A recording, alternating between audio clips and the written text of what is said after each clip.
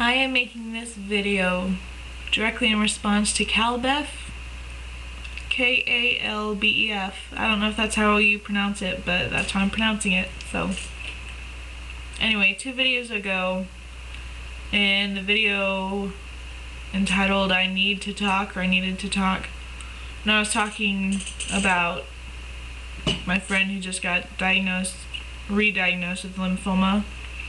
I talked about my mom having breast cancer, and she made a comment saying maybe we can be support buddies. And I'm all about support now. When my mom actually went through cancer, I wasn't there at all.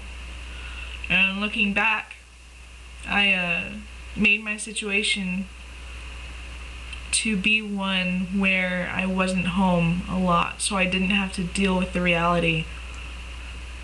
The day my dad sat us down and told my sister and I that Mom has cancer, 3 months after our grandma just died of cancer,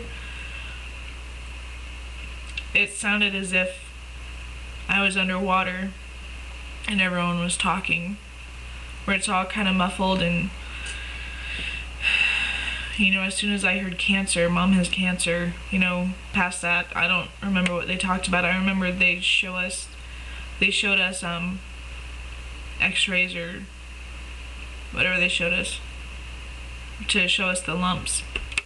And at the time, my mom was only stage 2. But a week later when she went in, she was stage 4. It was really aggressive. And I became the band president for the marching band, and marching band, as it is, takes a ton of your time. And the marching band that year got invited to go to China to perform in the Plum Bloom Festival parade and represent the U.S. And so as the president, I had to help plan that and organize that and do this fundraiser and that fundraiser and this activity and this party and everything. So I made myself busy. Plus it was my senior year, so I had all the senior stuff to do, and it just made it to where I wasn't home. I wasn't that support for my sister, who took it harder than I did, or my mom, which must have killed my mom. Her and I haven't talked about it. I think everybody in the family kind of has this understanding that I just couldn't be there to face the reality. I remember my mom's first chemo treatment. I was at school, and it was after school. It was about 7 p.m. and I got a phone call, and my sister had made chocolate chip cookies for my mom for when she got home. So when she came home, she'd come home to a home smelling of fresh baked cookies and just this warm, welcoming environment. And as soon as my mom stepped through the door, she got sick. She couldn't handle the smell. And I just remember not being there for what had to have been my mom's worst day of her life. And I came home one day to my mom sitting in a chair, my dad handing me his razor, telling my sister and I to shave her because her hair was mostly falling out. I couldn't remember her hair falling out. I didn't know it was that bad. I didn't know she was that bald. I had been gone so much, I didn't even notice that her hair was gone. And so my dad telling me to shave it, I couldn't shave it. I didn't want it to be real.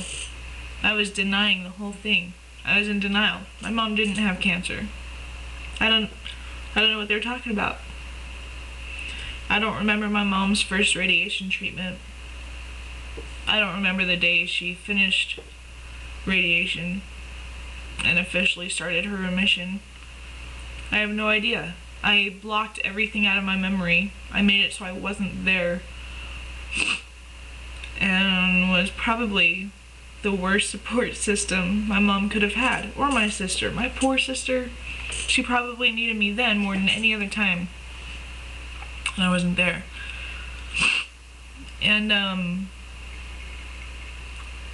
basically, what I'm trying to say is, even though it's tough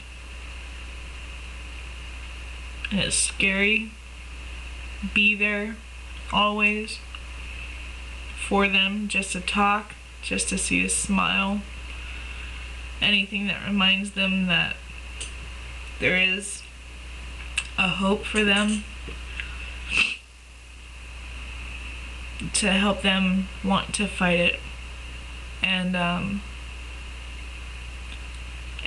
anything little. There was a little girl that just brought by a flower for my mom. That was my mom's favorite gift.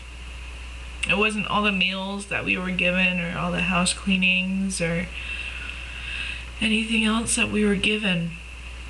That one little flower, just because it showed that someone was thinking of her. It wasn't something of a responsibility or a duty that anyone had to do. It was just a simple little gift out of the kindness of one little girl's heart. You know, that was her favorite thing. And you know, I do regret not being there for my mom. Even to this day, we don't really talk about it, about my experience with her cancer.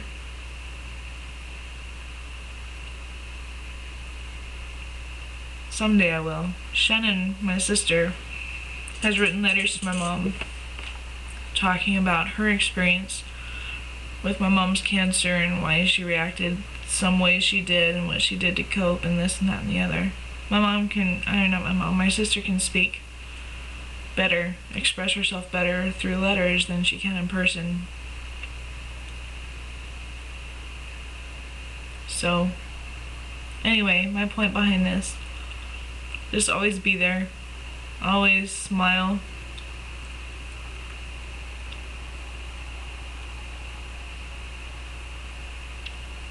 Make it to where when you look back, you don't regret it. There is hope. Breast cancer is beatable. We're still trying to beat it. So, keep up the hope. And don't desert them, because that'll kill more than anything.